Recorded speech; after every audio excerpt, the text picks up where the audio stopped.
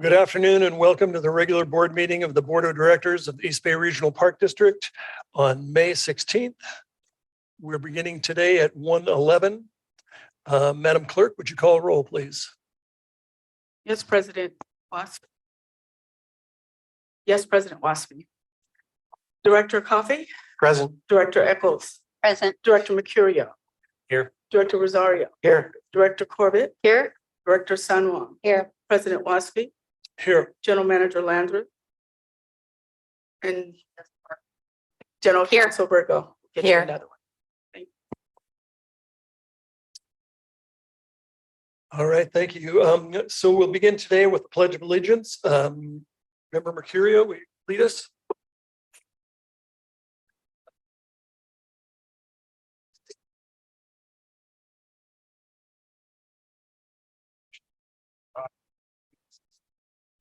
Just a song, Sunday.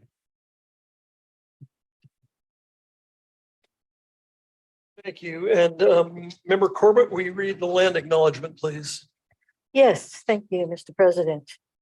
The East Bay Regional Park District's headquarters is located within Huichan territory on the unceded lands of the Ohlone Cochino speaking peoples. We have continuously lived upon this land since time immemorial. The lands now encompassed within the boundaries of the East Bay Regional Park District are the ancestral territory of the Ohlone, Bay Miwok, and Delta Yogurt. Today's Ohlone, Bay Miwok, and Delta Yogurt people are thriving, vital members of the Greater Bay Area community. They remain intrinsically connected to the land they have stewarded since time immemorial. So please join us in recognizing and honoring this land and their ancestors, elders, descendants, and all members of their community. Thank you. We'll move down to the approval of the agenda. Your agenda packets that are before you have been mailed out. May I have a motion to approve the agenda? So moved. Second. Moved by Member Corbett, seconded by Member Rosario. Oh, pardon me, I'm sorry. Member Eccles. Madam Clerk, would you take roll, please? Yes, President Waspy. Director Corbett, Aye. Director Eccles. Aye. Director Rosario, Aye. Director Coffey, Aye. Director Mercurio, Director San Juan, Yes. and President Waspy.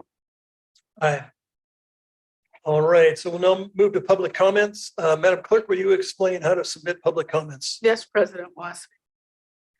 You may submit public comments in 3 different ways: via email to publiccomment@ebparks.org, via voicemail at 510-544-2016, leaving a message which will then be transcribed and given to the board and made a part of the public record, or simply by joining the meeting via the Zoom link, which is listed on the agenda, which has been posted on the district's website, and raising your hand at the appropriate time.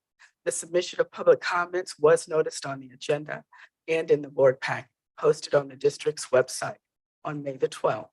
All emails received prior to deadline on Monday, May the 15th, have been distributed to the board and executive team. Any emails that have come in after this date will be organized and given to the board after this.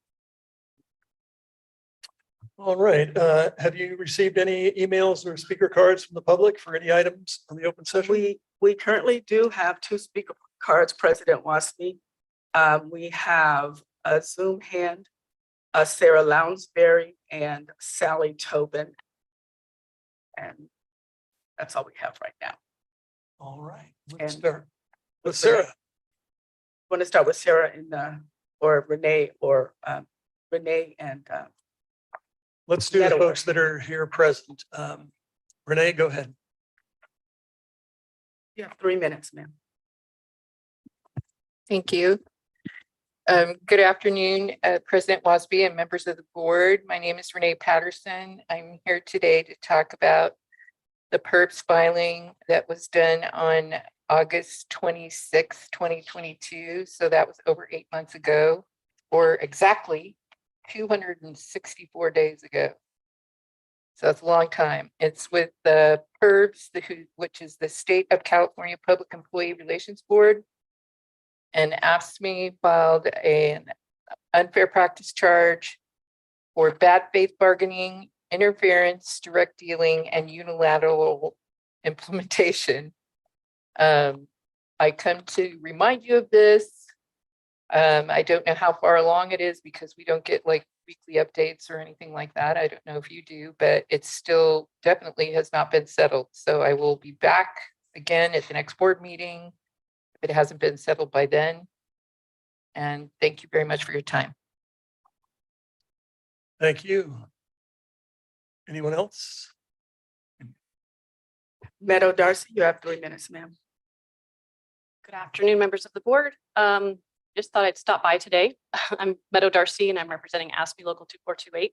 I just wanted to say something positive today. I am very happy to say we've been working very closely with Allison Cook on many issues that have been stressing us all out. And she's been doing a really great job of really just having some great conversations with us and getting a lot of problems solved. So I just wanted to stop by and say thank you. It's great hire. I endorse that. And it's really nice to have someone that you could just pick up the phone and solve a problem with. So she's always ready and willing to talk to us. So just really appreciate that. Just want to say thank you. Thank you. Members on Zoom? Sarah Lounsbury, you have 3 minutes, ma'am. Thank you. Good afternoon, President Waspy and board members. My name is Sarah and I am an admin specialist with the district. Today, I would like to comment on telework. I am unhappy about the current telework policy, which the district finalized back in August without backing from staff. We went from working from home the majority of the week to a policy that only allows remote work 1 to 2 days per week. There was no compromise, no negotiating, and no bargaining. It was simply an ultimatum: sign the new policy or take nothing. Expanding the telework policy is an opportunity for the district to fulfill its own climate smart initiative and policy from 2018. The policy strives to, quote, mitigate and adapt to a changing climate wherever possible, including to reduce greenhouse gas emissions, end quote. Since the district is committed to land stewardship, environmental education, and sustainable operations, then it should also be committed to maximizing telework. Furthermore, an improved telework policy can improve employee morale following the unresolved unfair practice charge that was filed against the district back in 2022. Thank you. Thank you. And our last speaker, Sally Tobin, you have 3 minutes, ma'am.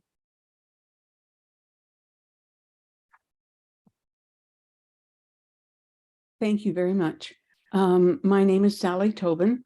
I live in Richmond and work with the Point Malate Alliance and the Richmond Shoreline Alliance, and I serve on the board of Citizens for East Shore Parks. I would like to invite the members of the board of directors as well as the staff of the East Bay Regional Parks District to attend 3 public events related to Point Malate. The first is the grand opening of an exhibit of Point Malate photographs in the Point Richmond Gallery at 145 East Richmond, sponsored by the Point Malate Alliance, Blue Frontier, and Citizens for East Shore Parks. Point Malate Park Now presents stunning images of wildlife and landscapes by the featured photographers Jack Scheinman, Jeff Peterson, and Tony Tamayo. The grand opening is Saturday, June 24th from 1 to 5 p.m. The exhibit will continue to be open on Saturdays and Sundays from 1 to 5 p.m. until it closes on August 6th. But if you miss the grand opening, you will miss tostadas imprinted with a flattering and edible portrait of Molly the river otter by the Great Tortilla Conspiracy. Molly is our spokes otter. And you'll also miss aguas frescas from Masa. So come and bring a friend. The second event is that you may already be aware of the weekly speaker series, Speaking Up for Point Malate, in which a variety of subjects and issues are explored in a Zoom format. Recent presentations have included the Autism Nature Trail and the last whaling station in the United States, which is right next door to Point Malate. Presentations are recorded and they're posted on the Speaking Up for Point Malate YouTube channel. This coming Monday, Jacob Henry, who's the engineering geologist at the San Francisco Bay Regional Water Board, will be presenting. He is responsible for oversight of the Point Malate cleanup and will be presenting about Point Malate's remediation and ongoing monitoring. Pam Stello will be contacting the board members with an invitation to sign up for the Zoom link. And the third event is from Arts of Contra Costa County, which is presenting a show of Point Malate art at the Richmond Arts Center in Civic Center Plaza that will include performance art and discussions. The concept of the show is to represent the diverse ecosystems of Point Malate with its contributions to osprey recovery and its rare eelgrass beds, coastal prairie, and coastal bluff native plants. Yet Point Malate is next to California's third largest oil refinery in Richmond. Communities that border the facility experience higher health impacts. Advocates seek equitable access to public parkland along with preservation. Arts Contra Costa County, a grassroots service and advocacy arts organization, is curating the exhibition along with facilitating discussions with community partners. The show will be open from September 13th to November 16th. Thank you very much. Thank you. Sounds like some exciting programs. And I hope we've noted that because I've forgotten them already. I've written them down, but I'll lose the deal. So please keep us informed. Thank you very much. Yeah, we have all that information. President Waspi. Great. Thank you. Thank you, Ms. Tobin. Okay, we'll now move to, those are all the public comments I see. Yes. Okay, we'll move to announcements. Any announcements from the GM or District Council? Hearing none, we'll move to the consent calendar. Our consent calendar today consists of 13 items. Madam Clerk, were there any questions, comments, or any board members like to pull anything from the consent calendar? There were questions from Director Rosario and Director Mercurio. Director Rosario would like to make a comment, and I don't know if you are, do you have any questions answered? My comment was on M, approval of the 2023 risk-based internal audit work plan and confirmation of organizational independence with qualifications of the internal audit function. And I just wanted to say, this got presented to the Finance Committee, and I just wanted to advocate for, this is a tremendous amount of work that our auditor does, and it's done in-house. And I'm just wanted to advocate that we find some way in this next coming budget for next year to add an additional staffing to that function. So because it is a tremendous amount of work, and it's also extremely important work that we keep ourselves appraised of. So that's all I wanted to say. Thank you.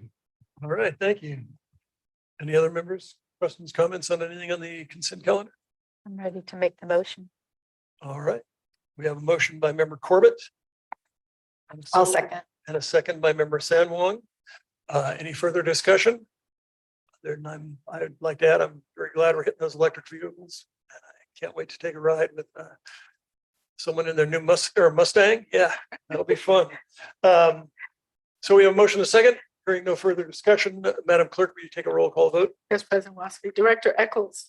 Aye. Director Corbett. Aye. Director Rosario. Aye. Director Coffey. Aye. Director Mercurio. Aye. Director San Juan. Yes. And President Waspi. Yes. Motion passes unanimously. Thank you very much. We'll now move to Acquisition Stewardship and Development Division. The authorization to increase the contract limit by $500,000 with the Gordian Group, doing business as the Mellon Group for the Job Order Contracting Program Services district-wide. Welcome, Ren. Thank you. Director Waspi, appreciate the introduction about this action. Let me bear with me while I pull up my presentation. I am Ren Bates, the acting chief of design and construction. Can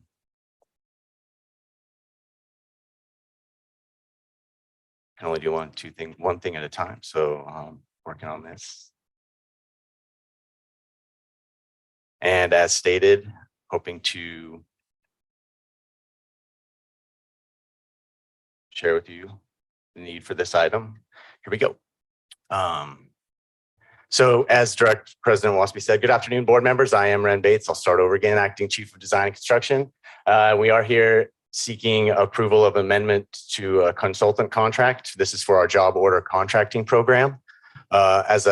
Just as a recap, job order contracting is an alternative procurement process that we utilize here at the district. We've done several rounds of contracts here. The image in front of you is kind of indicative of the reason the job order contracting works for us. This is the Cogswell Marsh Bridges reparation. You can see at the bottom, the piers are in disrepair. This work is tidally influenced. What job order contracting allows us to do is to work with a contractor. They competitively bid at an adjustment factor. The Gordian Group is a consultant that works with us. And what they do is they provide construction task catalog, which looks at construction in the Bay Area. And in that construction task catalog, they itemize the costs for typical aspects of a project that include prevailing wage, the local material costs, and that will be all included into the construction task catalog, which we then use as the districts to bid, put it out to publicly bid so that then contractors bid an adjustment factor to that. So what they bid is a multiplier that then incorporates their profit and their overhead, and we award on the lowest adjustment factors that are bid. So back to this project, they bid two factors. One's for normal working hours. That means 8 to 5 on Monday through Friday. And then alternative hours, which is sometimes more because it's off hours. So if we need to do work, for instance, at this project, when it's tidally influenced, sometimes this has to happen in the evening time. We have a cost adjustment factor. So it allows us to have set prices, have schedules that can be adjustable based on the work that's provided. So here's the recommendation in front of you. We are looking to amend the Gordian Group's contract by $500,000. Just as background to that, this agreement or this contract was approved by the board and entered into in 2021 after an RFP process, which, as I described earlier, they bid the adjustment factor for that. The services that they provide, they help us manage this. The Gordian Group has access to Sailor, which is one of the largest cost estimating construction companies in the nation. And so they have a broad breadth of information that helps us to formulate this construction task catalog. The district has done 2 audits in our previous rounds of contracts to verify that those costs are in line. Both audits came back that yes, we are getting value for our bids here. We are doing work that's comparable to all of the work that we would normally do as if we were to go out to design, bid, build. They also then, once we've entered into agreement with contractors, they act as an agent to help us set up on-site meetings, pre-construction meetings with the contractors, and then they will track the value of those contracts for the district and act as an intermediary for us. What they don't do is manage the project. We do that as staff ourselves. Again, it's a procurement method, and so that's what they do. They help us do that. Their fees are 5% of all the total job orders that are issued when we issue an NTP, whatever the value for that job order is, their payment is 5% of that. And so that's how they get paid. And that's where we are. The initial agreement we entered into in 2021 was for $600,000. That got us through bidding the last round of contracts and the administration fees for that. We still have a balance on that. So they helped us get through this next round. There's currently about $300,000 left as an NTE not to exceed on their contract. In February of this year, however, the board awarded 8 new contracts with a maximum value of $2 million. So based on that, the potential maximum value for their fees will be $800,000. Again, as a reminder, this is not encumbering that money. These fees will come out of the project budgets themselves. So in other words, when staff engages and wants to do job order contracting, which as a reminder again, is for refurbishment, restoration. We don't do any new construction with this. It's all about restoring and repairing things. So that when that total cost comes in, they charge 5% and we pay them for that. So this amendment will cover the $800,000 that is potential based on the $16 million that were awarded as contracts. Again, those funds will have to come out of the project funds themselves. And this is an NTE. We don't often use the capacity of all our contracts. We sometimes have, once in a while, have had in our past use of this, have had contractors that don't fulfill their capacity. So this is a not to exceed amount. But it will cover us for this next round. I will note that this is an amendment.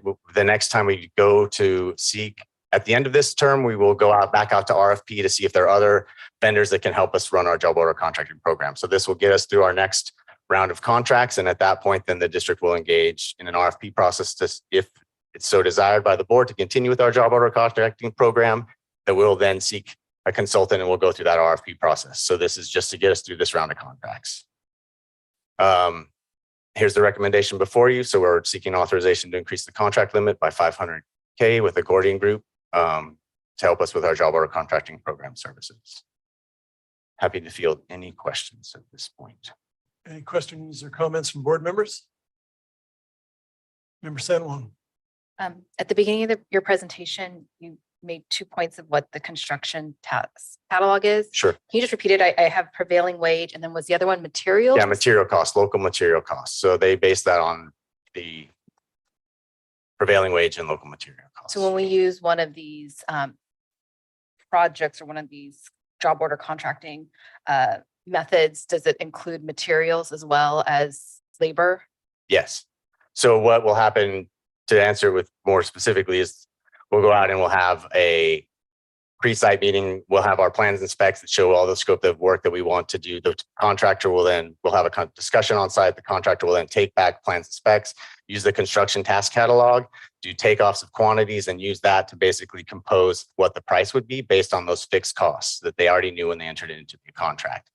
So then one of the other things that Gordian does is they'll take an initial pass at that because they are most familiar with that construction task catalog. Our staff is getting more familiar with that, but it's a thick document. And so they'll take a first pass at that to see if there are any, what we found is there are some line items that have, you could double dip, I guess, for lack of a more scientific term. Like they could look at one item and say, this has, like excavation could have backfill, and then they could come back and say, well, we're going to backfill too. So the Gordian Group helps our staff look at that and say, well, you can't do this as a first pass. And then our staff will take those proposals and look at them, vet them to make sure they covered all the scope, that the quantities are what we had expected. And then that is a back and forth and gets us to a final job order that then is signed about scope of work. And we issue an NTP at that point based on that agreed upon cost. That's how the Gordian Group gets paid.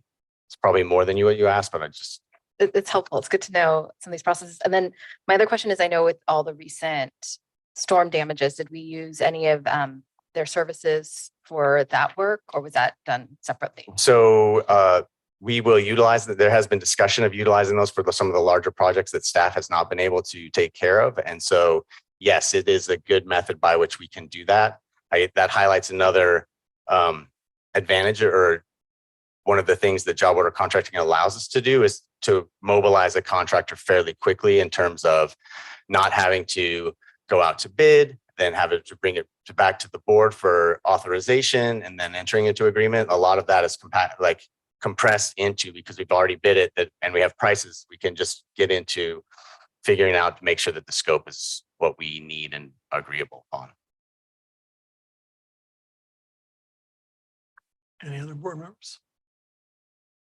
I just was going to say, it's not on subject here, but how's the contracts going? I love job order contracting, and I know that we have a pool of contractors. I'm wondering, they're getting into it now. This is their third or fourth Yes. year. Are they loving it? Or are they dropping out? Or are we So- finding? That's a great question. We've had several contractors rebid and win awards of contract. We have several that we, as staff, like working with, and they do a great job of providing services to the district, that being equitable and fair. We have some new contractors this round, and we've had, to your point, some contractors that have not come back, and we are not sad to see them go. So That's good. to answer your question specifically about this round of contracts, we have several that have worked with us. We have an established relationship that we know will be successful, and we're glad that they're back, but we're just getting into pricing. So we have about We have 2 projects that have been issued notice to proceed and about 13 to 15 that are in pricing right now. Member Rosario. All those projects triggered a question. So who does the inspections or project managing for these projects? So project management is done by the division that is utilizing the job order contracting. So in other words, the project manager, if it's in design and construction, we provide our project manager, and then our inspectors would do that if it comes out of design and construction. If it comes out of finance and management services, whoever the manager of that would be the individual to track those and make sure that the work is being done appropriately. Cool.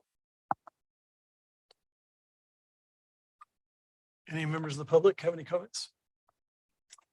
Would anyone like to make a motion to approve this? I'll make the motion. Moved by member San Wong and seconded by member Rosario.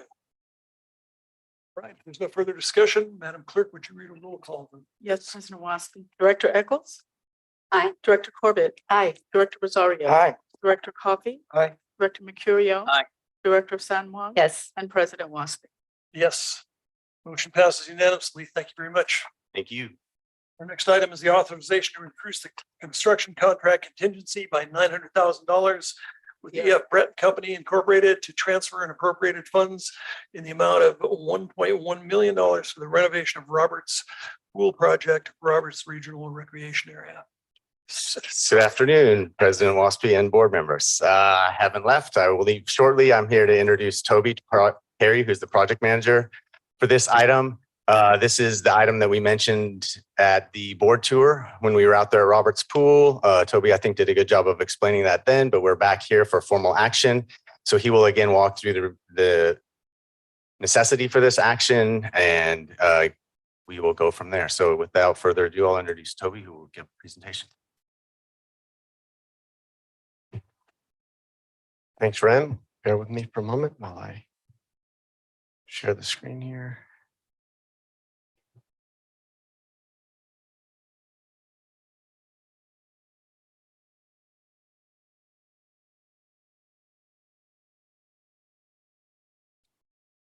There we go. All right. Good afternoon. Nice to see you all. Thank you, Board Chair Director Waspi, board members, General Manager Landreth, members of the public, for the opportunity to talk with you today about the development of our Roberts Pool project at Roberts Regional Recreation Area. As you saw a couple of weeks ago, it is coming along. I'm Toby Perry. I'm a project manager in design and construction. Here in front of you, you can see a rendering of what our Roberts Pool facility will look like once work is complete and the pool is open. Construction has been ongoing since last March, and as I just said, we're getting close to completion, and we fully expect the pool to be open sometime this summer for swimming.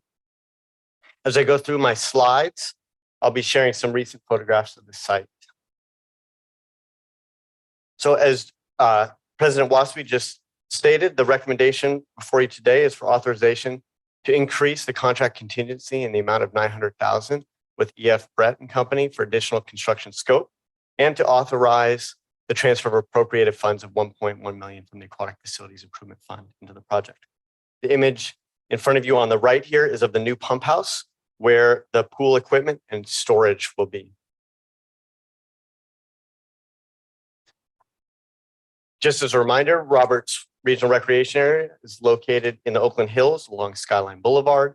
In the map on the right, you can see the yellow area is the location of our project, and the pool facility sits in the northwest corner of the park close to the main parking lot and the popular all-access playground.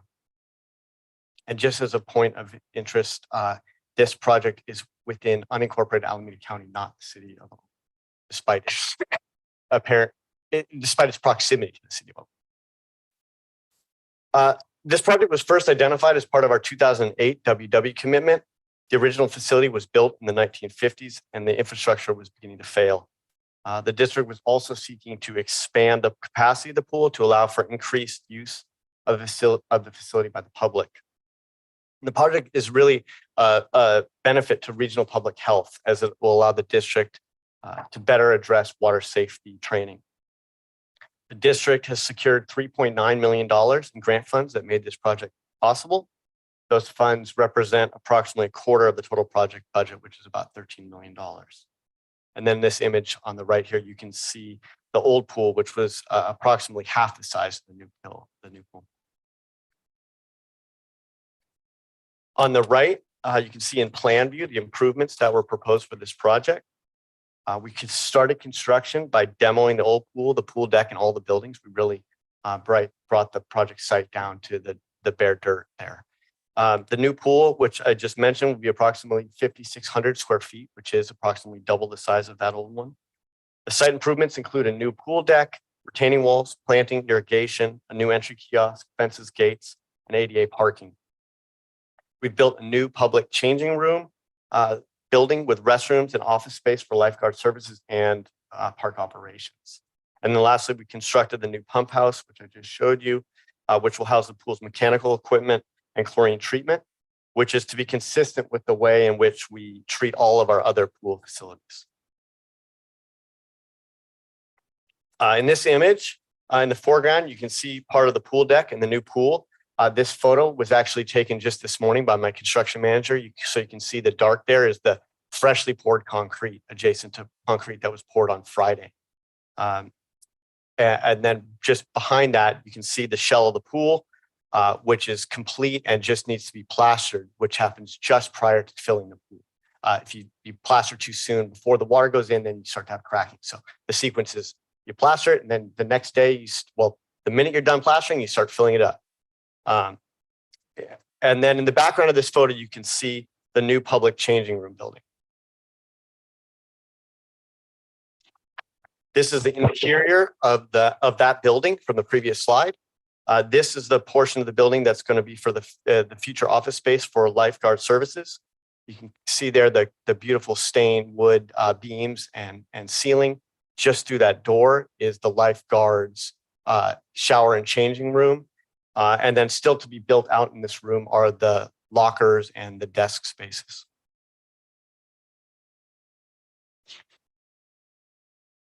On the right, you can see this was when the concrete was actually being poured out there on Friday in this location. So as many of you know, when we award a construction contract for the work that was bid, we also encumber 15% of that amount for construction contingency. As construction has progressed since last March, the district has identified a number of opportunities to improve the design and the facility. This added scope has used up the construction contingency. So examples of that added scope include additional changing stalls for lifeguards, adding additional site furniture, providing a secure location for storage of the pool covers, adding synchronized clocks, adding conduit for future EV chargers in the parking lot, renovating a portion of the existing parking lot that's cracking, adding air conditioning to the ticket kiosk, and modification of the existing storm. So those are items that were added over the course of this construction period that have utilized that contingency. The increase in the construction contract contingency that we're seeking today will provide funding for new construction scope that is tied to permit and utility infrastructure requirements that were not known at the time of bidding. To get the pool facility constructed and open for the 2023 swim season, we went out to bid without final Alameda County Fire or Environmental Health Department permits, which were deferred, and without PG&E East Bay Mud infrastructure agreements in place. And this had inherent risks, but allowed us to proceed more quickly.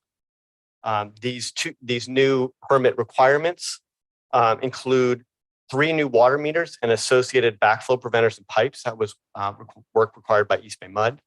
A new approximate 10,000 gallon water tank for fire safety. That was a requirement of the Alameda County Fire Department. New transformer and electrical upgrades to the park office and residence as a result of PG&E. And then lastly, a new backwash leach field working with Alameda County Department of Environmental Health. So just to reiterate the budget information that's in your packet, as part of this action today, we're seeking to transfer $1.1 million from the Aquatic Facilities Improvement Fund in the project budget. These funds are in combination with existing project funds that include WW funds and the $3.9 million in grant funds from state parks, per capita, Prop 68, and the foundation.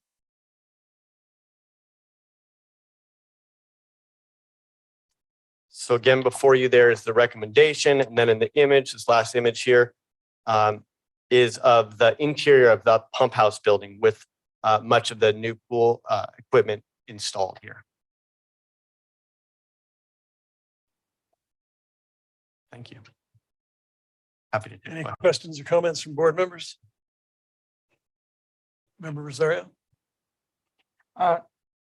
In your presentation, you mentioned the 10,000 gallon water tank. And I think at the board, you said it was 6.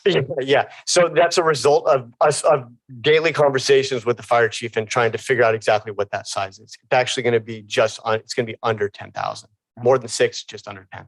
Do we have a location that we're going to put that at? We do have a location where that's going to go. Yeah, it's going to go up in the yard of the park operations yard. There's kind of an outbuilding there. It's going to be kind of right cozied up on the side there and adjacent to the fire access, which is what's most important. Okay, great, thank you. Member Corbett? I hope you have an answer to this. I hope so too.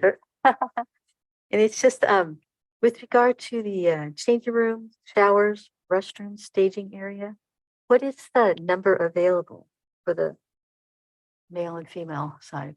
Oh, that I could get you a very quick answer on that, but I don't.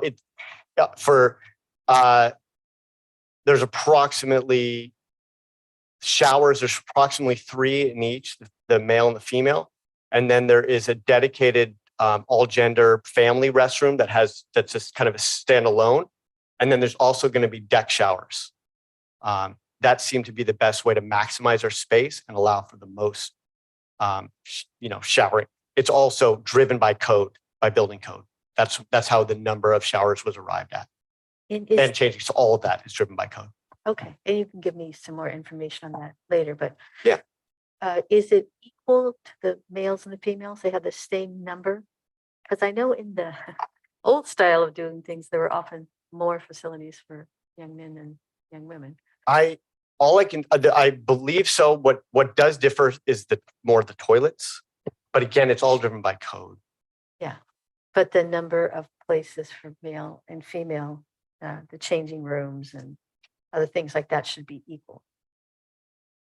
I want to just get back to you on that. Not remember the exact number in each one, but Okay, but likely it's equal these days. likely it's Okay, I'd like to know. Thank you very much. yes, absolutely. We'll get that information. Any other board member comments? Hearing none, any comments from the public?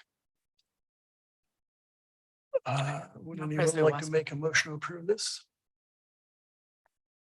So moved. Motion by member Rosario, second by member Corbett. Hearing no further discussion, Madam Clerk, will you take a roll call vote? Yes, President Wasby. Director Eccles? Aye. Director Corbett? Director Rosario? Aye. Director Coffey? Aye. Director Mercurio? Aye. Director San Juan? Yes. And President Wasby. Aye. Thank you. Motion passes unanimously. Thank you. We'll now move to the Operations Division.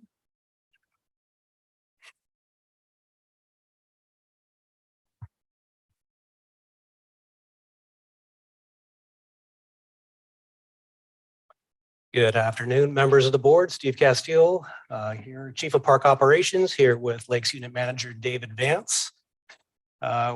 We're here seeking approval for the authorization to enter into contract with Zone 7 to purchase surplus water in the amount of $93,500 and to enter into a contract with Sunbelt Rentals in the amount of $78,000 at Shadow Cliffs Regional Recreation Area. So get a little bit of an overview. Sometime in the end of last March, David Vance and I were working closely with Zone 7, South Segura, and he let us know that they may have some supplemental water, which we may be able to procure as a result of the rainwater and extensive snowpack that we had this last winter time. So with that knowledge, basically, we worked very hard. And so then the East Bay Regional Park District entered into agreement for that surplus water via the Arroyo Val, which is adjacent to Shadow Cliffs. regional recreation area. And the intent was basically to fill it back to capacity so that we may, again, have, swimming in the lake, boating and fishing again with that. So the surplus water would be pumped, or actually started pumping from the Arroyo Val into Shadow Cliffs on May 6th, 2023. And we're looking at continuing that through the end of the month of May. So a little bit of a timeline on where we're at. So 2021, Shadow Cliffs Recreation Area closed due to the COVID-19 pandemic. 22, we basically saw that the water levels had decreased so much that we had to stop watercraft. And swimming was also prohibited due to safety concerns that we had due to low water levels. 2023 is where we're at right now. California Department DWR offered limited amounts of water surplus, which we would like to take advantage of, which can be purchased by state water project contractors, which we are one of those. The issues that we're having is that this came about really quick. Basically, it's going to be made available on a weekly basis. And so we had to fill out an application form that said we would be willing to accept water, from the 1st, 2nd, 3rd, 4th week of May only, potentially into June. But after that, there are no guarantees that we were going to get any water. So this was the moment where we just kind of sat back and said, oh man, how are we going to do this?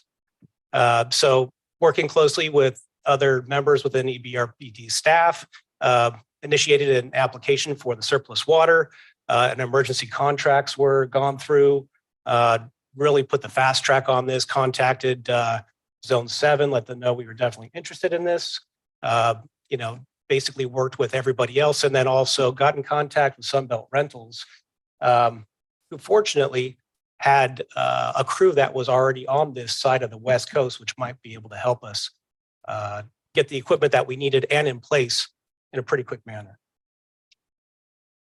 So a little background on that one, just so you can see, this is an overall picture of Shadow Cliffs. And what it was a quarry. So if you take a look at the picture on the right-hand side with a little bit of water there, that's CEMEX. That's a quarry that's currently still in production today. They're still using that. So that's what Shadow Cliffs used to be, except that now we've taken it over and turned it into a recreational amenity, being a lake. The area that you see there with the yellow and the green dot, that's basically an overview of the site of currently where we have the water pumps going.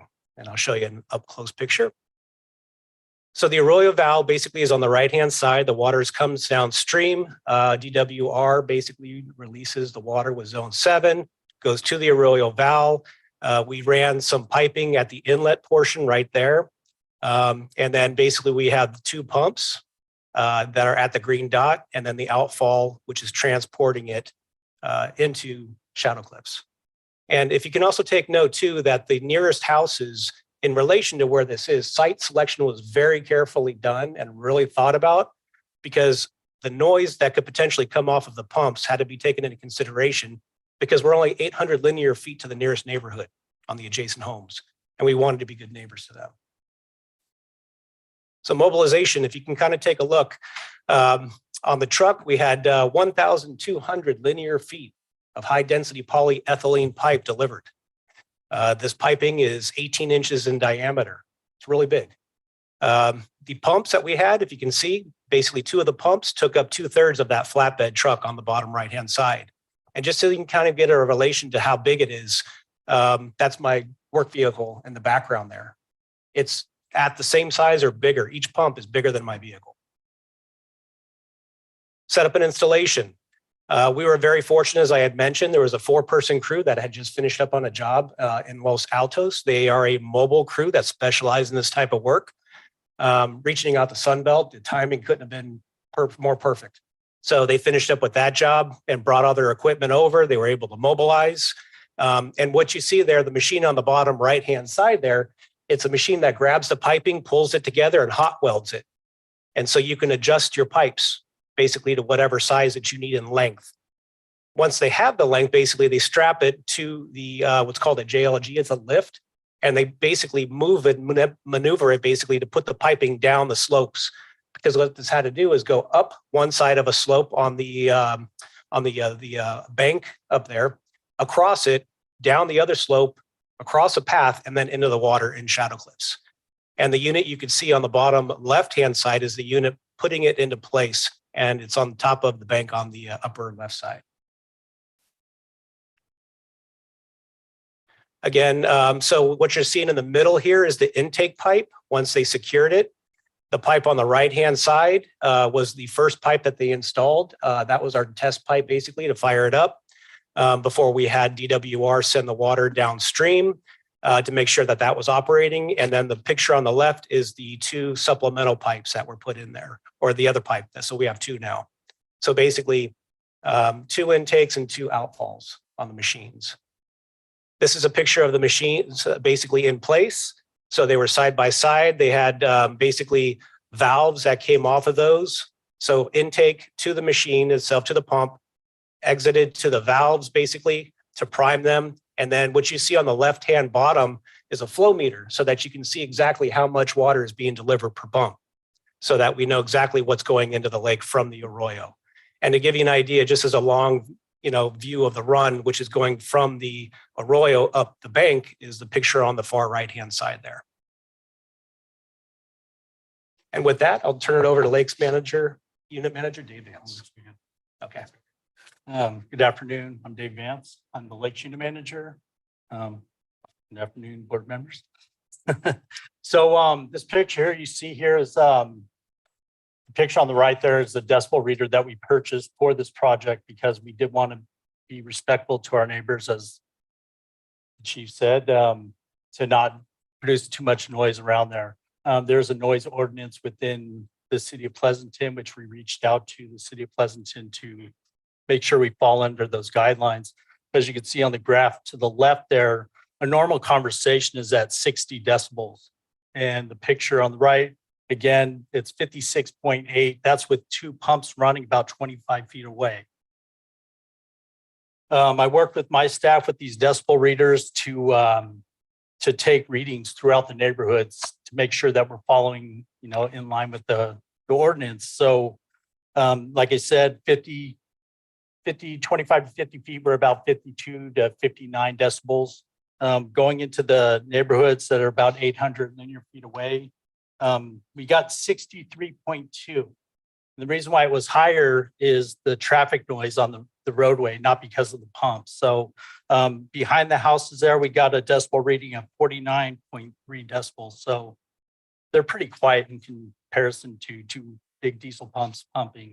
So I think we're doing a pretty good job of keeping the noise levels down. First off, like Chief Castile had said, with the to get this whole project going, we needed a lot of pieces in play, people to approve and move this project forward. And I wanted to thank the team effort, which is the board, our management team, our legal department, GM Landreth, Director San Juan, Zone 7, the agency for bringing this to our attention to purchase the water, Sunbelt Rentals, the city of Pleasanton working with us to fall in the guidelines of their sound variants, our reservations department, as well as our concessionaire, working with our concessionaires from Del Val, which will hopefully be able to open up our concession there at Shadow Cliffs once we're operational. Lifeguard services, our police department help monitoring the security of the pumps, making sure no one messes with them. And public affairs for the messaging to our neighbors, as well as our website, mast for fueling, as well as our contracts, getting things moved through. And a big thanks to my staff out at Shadow. Fred Cortopassi and his staff have been really hands-on, getting pictures, making sure everything runs smoothly, access for everybody. And through this, our outcome is hopefully swimming in the near future, boating again, fishing, which we have on the shore, but we're going to open it up to the lake for fishing and as well as concessions. So it's a good project. So these are our pumps. This is the outflow, and it is a video. And these are the pumps filling up Shadow Cliffs.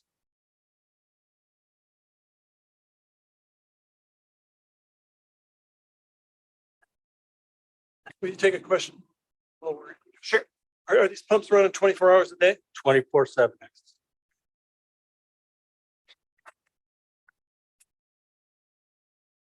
And then with this slide here, I was going out on a weekly basis trying to get a snapshot of what we're doing. And the first picture you see on the left with the arrow, you can see the elevation there. It's about 6 to 8 feet down from the bottom of the boat ramp dock. Midweek, we're about halfway up, another 4 to 5 feet. And just yesterday, the far right picture is where we're at as of yesterday. So the water's coming up fast. Thank you. Thank you, Dave. So with that, I mean, as you can see that this was a huge, huge undertaking, not just by operations, but by everybody acting. That's one of the best things I've seen that we at the Park District do here as a whole, is that when we see that something is an opportunity, that we are able to gather together and make it happen. And this just really exemplifies, the great work that staff and everybody do here in the Park District to make things for the public.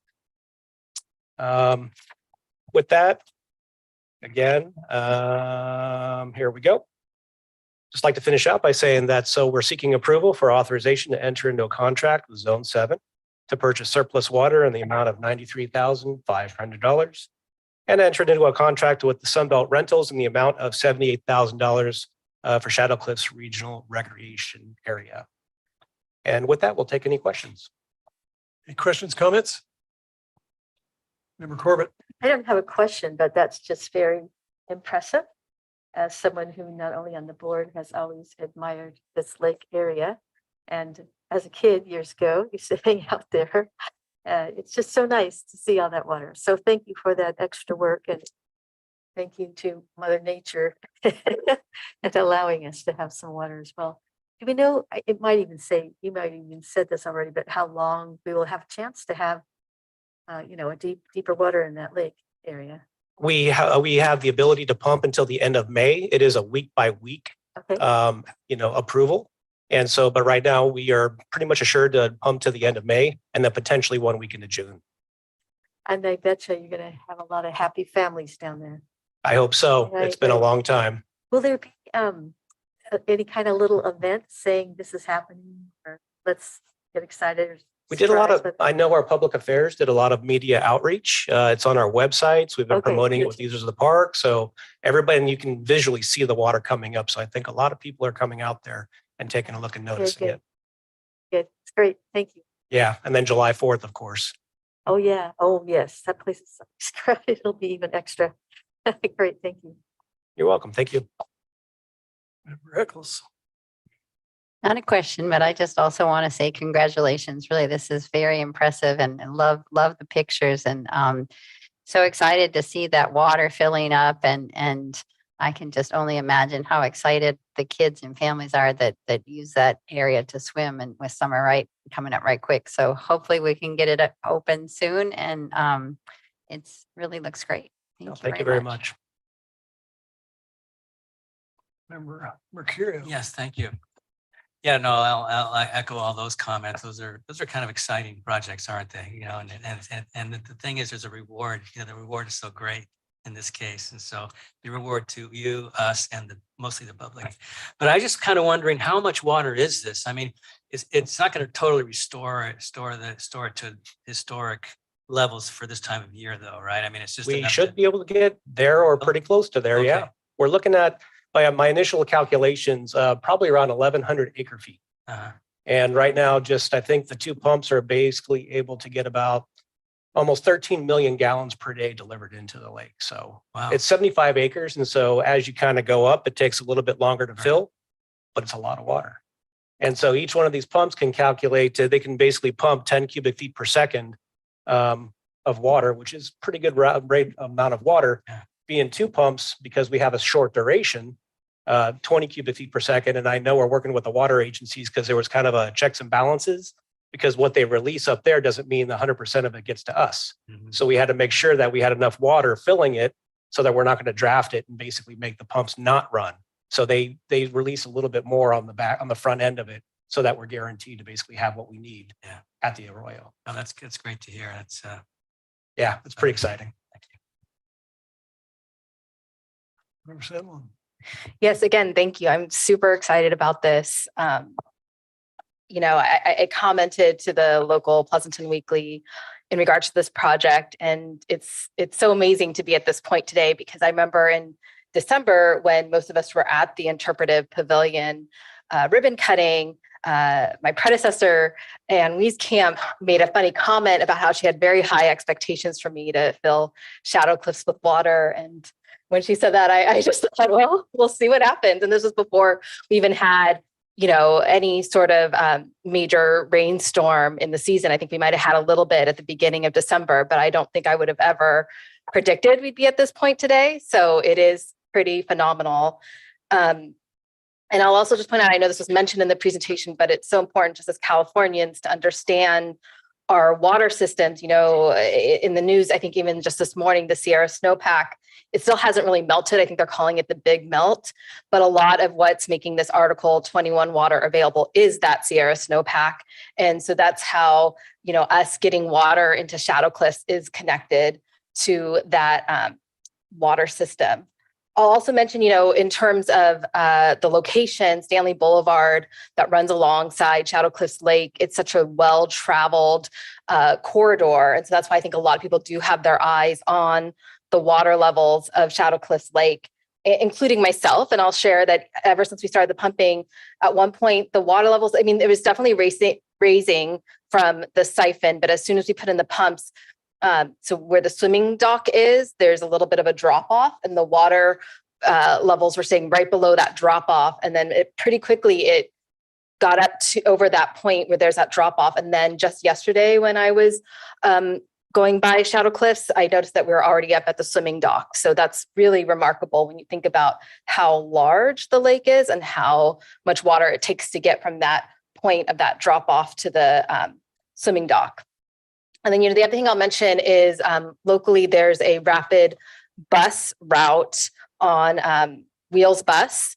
And actually, Shadow Cliffs is a part of that route, which means every 15 minutes, I think starting at the end of this month, or it might have already started, every 15 minutes, there's supposed to be a bus going by Shadow Cliffs Lake and at that on that bus route. And I think that that's really important. I find myself talking a lot about transit and access here, but I think it's really important to talk about that because this is a route that is directly connected to the Dublin Pleasanton BART station. So I think this is a really good example of access to one of our parks.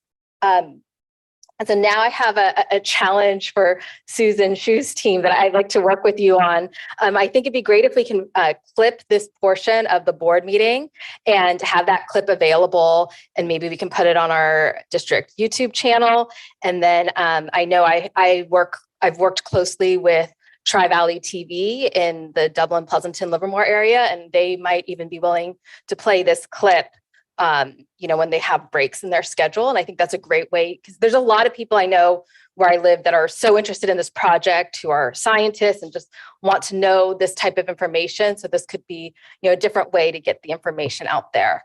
And then finally, I'll just take a moment to thank Zone 7. I know I came from the Zone 7 board to here, so it's just really, it warms my heart to be able to be a part, you know, my first half of the year here at East Bay Regional Parks to see a project like this happen between the two organizations. Because I think collaboration across agencies is such an important thing to achieve. And so here we have that example. So thanks, everyone. Thank you. Anyone else? I had a couple of questions, just some technical stuff. So when the lake is full, this might be a dumb one, but when the lake is full, where does it go? How did it go away? Obviously, there was a drought. Do you guys can you calculate the evaporation rate at that lake? I mean, do you lose? It'd be pretty hard to do that, Right. but it was a combination of things. One, we had a severe drought that lasted over the last 4 to 5 years. Well, since 2017, pretty much. That was one component of it. Two is evapotranspiration from the lake. One of the biggest components too, though, was our irrigation system. Think about it. Think about it as a big bathtub. That's kind of the way I put it to people. It's a quarry, right? So it dead ends. You've got no way to have water getting into it. It's just a big hole in the ground. And so essentially it fills over time. We used to have a contract with CMEX to throw additional water in.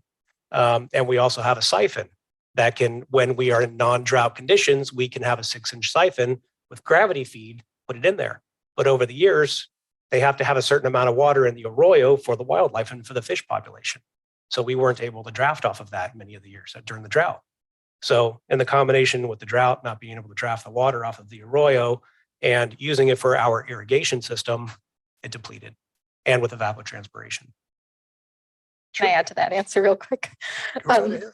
Yes, so just because this is a topic I'm really interested in and also knowledgeable about. Zone 7 is also the Sustainable Groundwater Management Authority agency for the Livermore Amador Valley groundwater basin, which this is actually the deepest point of that groundwater basin.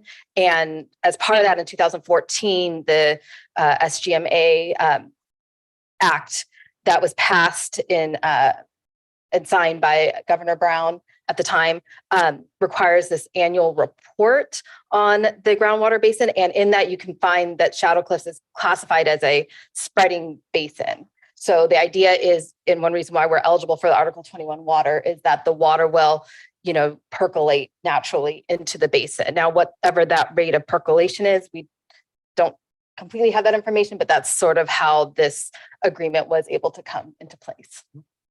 Great, but do I understand what that was, just a temporary emergency deal or an abundancy deal because we had so much stormwater runoff? I mean, my question is, have we calculated where we're going to be on May 31st, which would be opening, but have we calculated how much water you use for irrigation? Will we be in the same situation next year? Will we have plans for that? Will Zone 7 be willing to sell us more next year, or that's based on snow melt, I'm sure? Well, again, it's based upon the availability. This is the first time this has ever happened in the last 20, 30, 40 years. So it'll be a combination of things, but we're doing the best that we can. It is a part of the chain of lakes, that's out there. But one of the things that we are doing is that we are currently having one of the best irrigation designers come out, which is RMS, Russ Mitchell Construction, basically, to come out. And they have gone and done an analysis of the other irrigation systems throughout the park district. What we're looking at, basically, instead of pulling water out of Shadow Cliffs, we're looking at basically splitting it off and then making sure that we can either take a look at how we can do recycled or potable water for our irrigation, so we're not drafting from the lake anymore. So that'll really help significantly to reduce it. Because as you well know, a lot of irrigation systems on any given hot day, you can be drafting over 350,000 gallons a day easy from water, just a water landscape. So that's 1 acre foot, right? Or close to it, or a little more. yeah, that's about right now. So depending on what the water needs are and what the recreational facility is, you can drain it pretty quick with irrigation. So we're looking into other methodologies and everything so that we don't run into the same problem time and time again. We're trying to fix it. All right, and so based on the, what was it? Well, the flow rate that's occurring right now on May 30th, are we going to be at capacity? We should be at, or maybe even a little Greater bit above. Yeah. Okay, great. And is there a prediction as to when you're going to open the park for swimming, picnicking, fishing? I would anticipate probably several weeks after, because we're going to have to get the concessionaires on board. We'll have to get all the different things ready and prepared. We're also working very, closely with lifeguard services to make sure that for the swimming and all that, we potentially have good lifeguard coverage for out there. And I think Pete DeQuincy's with us too right now from lifeguard services. Great. Well, in conclusion, I really appreciate the teamwork you guys have done. I really appreciate Dave pointing out that, so many folks got involved. I mean, whether it was public affairs, the police services providing security, park staff getting out there and working really extra. I really, really appreciate that. And I appreciate you folks understand the urgency of bringing our product to our constituents. And that is an urgent thing. We need to provide the services to our folks. And I appreciate your work. Great. Thank you. Member Corbett. Just have a question. I'm sure a lot of people are thinking this. Is there any way to have a day where there's like a celebration? I mean, I know it's not happening just on one day, but Is there any way to have some sort of celebration at the park? I'll go out there. Yeah, maybe we can just all Bring go my out. floaty toys, I'll do it. You want to officially open. It sounds like a fun thing to do. I think it'd be an excellent idea. We'll need to talk to staff about that. Think about doing that. Have a grand reopening. Thank you. I'd like Just a to have- party. Thank you. Well, are there any further comments or comments from public? Hearing none, would anyone like to make them, or I'd pardon like me, would Member Sanborn, would you like to make the motion? There's no comments. Yeah, I'll make the motion to approve, please. We have a motion by Member Sanborn, second by Member Mercurio. Any further discussion? Hearing none, Madam Clerk, will you take a roll call vote, please? Yes, President Wasby. Director Eccles? Aye. Director Corbett? Aye. Director Rosario? Aye. Director Coffee? Aye. Director Mercurio? Aye. Director San Juan? Yes. And President Wasby. Aye. Thank you. Motion passes unanimously. Thank you very much for all your hard work. Thank you.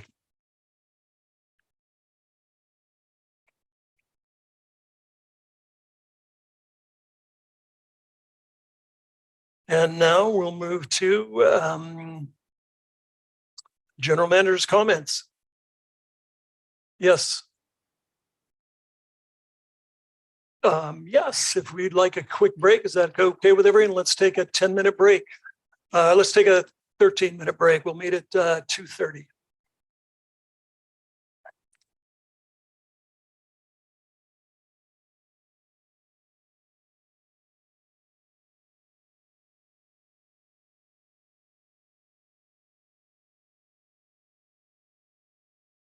All right, good afternoon, President Wasby and members of the board. My name is Tiffany Margalisi. I'm the Acting Chief for Interpretive and Recreation Services. And this afternoon, we have a presentation on one of our community outreach programs and also outreach methods. But before I introduce our speakers, I just wanted to say that community outreach is a team effort and involves many staff in interpretive and recreation services and at the Park District. However, we do have one position that is 100% focused on community outreach, and that's our community outreach coordinator. And so I just wanted to take a moment and introduce to the board Emily Tricia Marchena. She is the current community outreach coordinator. We're very pleased to have her be part of the team. She joined Interpretive and Recreation Services in late September after a previous relatively short assignment in the Interpretive Parklands unit. So we'll just take a moment. I wanted to give Emily Tricia a moment to say hello. I'm gonna get the stool since I'm 4'11". Okay. Yay, can everyone see me? All right. Good afternoon, board members and the public and my colleagues. My first name is Emily Tricia. As Tiffany mentioned, I'm the new hired community outreach coordinator, and I'm joining the district with about 10 years of experience with community-based organizations with a focus on community outreach, programming, and advocacy with historically underserved communities. As someone that grew up not having access to parks, I'm deeply committed to increasing access to our parks for our communities, access to our programming and our different resources as well. So I look forward to working collaboratively, not only with the INR team, but interdepartmentally, and also with the community to support more access to resources, programming. So I look forward to the Youth Job Fair next year being in person after hosting it this year virtually with over 108 participants, and developing our Backpack to Parks Library Pass program as well, amongst the many amazing, wonderful things that our colleagues are doing to advance community outreach and community partnerships. So thank you.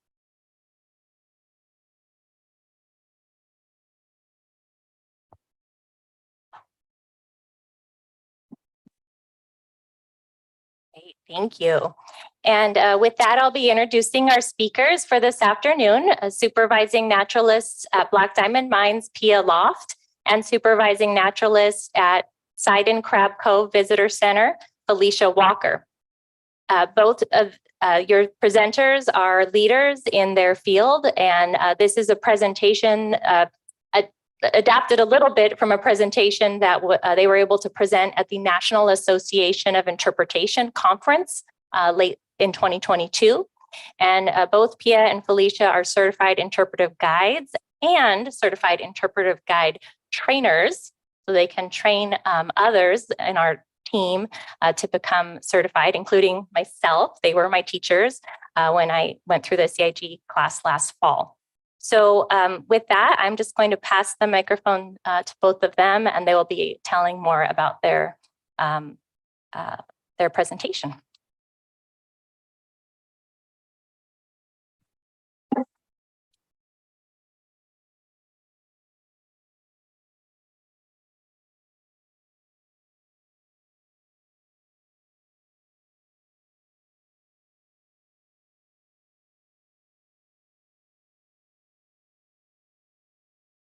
Alrighty, we see the presentation on our screen, but not on yours. Thank you, Superhero Jesse.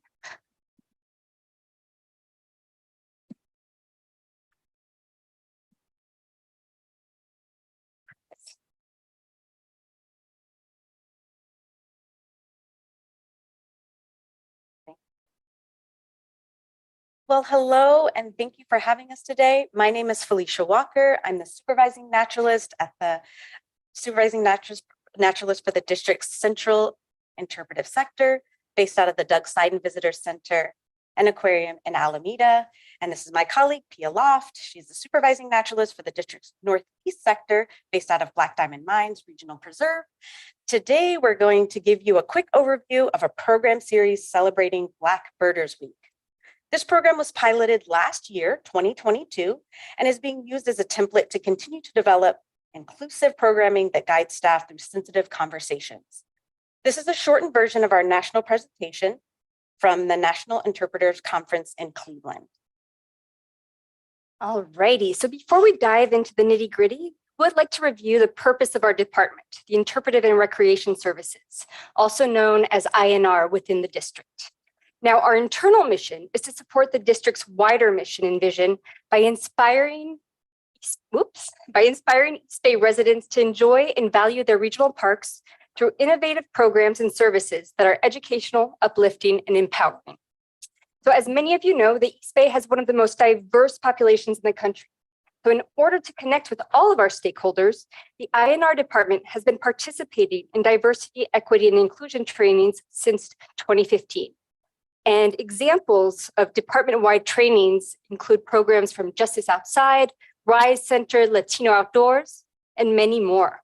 And it's been wonderful for our team. Our interpreters are now comfortable sharing stories that have been long overlooked, like Chinese miner experiences in coal country, interpreting indigenous cultures, interpreting Japanese experiences in California, even talking about racism and segregation within the military. But what all these stories have in common is that they are telling stories of injustices of the past, not necessarily of the present. And with 2020's worldwide shutdown and turmoil, we decided that we needed to tackle interpreting current social inequities within our programs to stay current and relevant within the guidelines and priorities that our board had set. So I'd like to invite you to go back in time with me for a moment. 2020 was quite a pivotal year. Here are just a few events that paint the backdrop.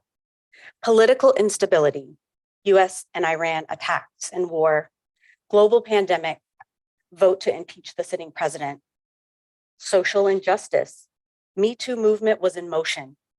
Video of Ahmaud Arbery's murder hit social media. From Breonna Taylor's murder, Say Her Name sprang out. And on May 25th, George Floyd was murdered in Minneapolis. I Can't Breathe was added to the chants, and on the same day, Christian Cooper, avid birder in New York, had the police weaponized against him in Central Park. His video captured the incident that became a viral catalyst. Lucky for him, his story did not end the way the others I just mentioned. The Black Lives Matter movement protest expounded as a way for people to stand up for their truth.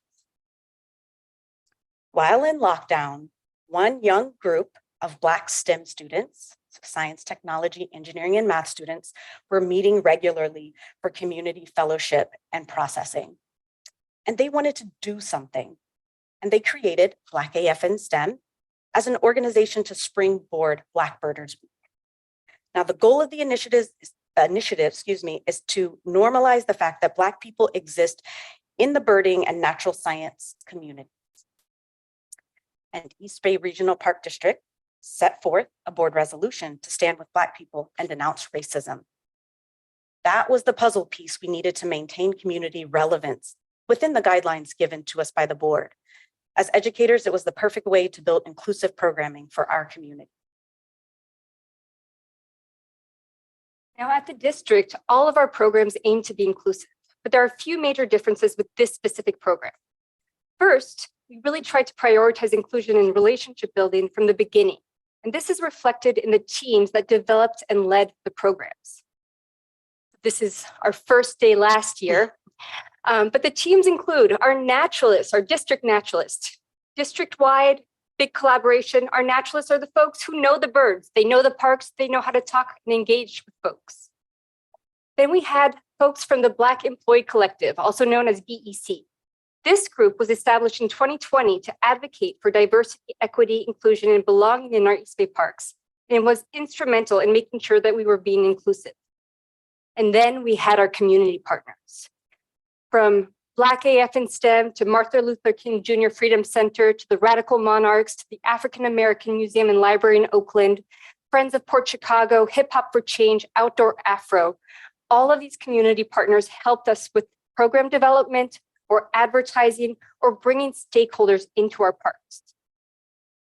Now, the second difference with this program is that it was structured to be accessible to all East Bay residents and to build community.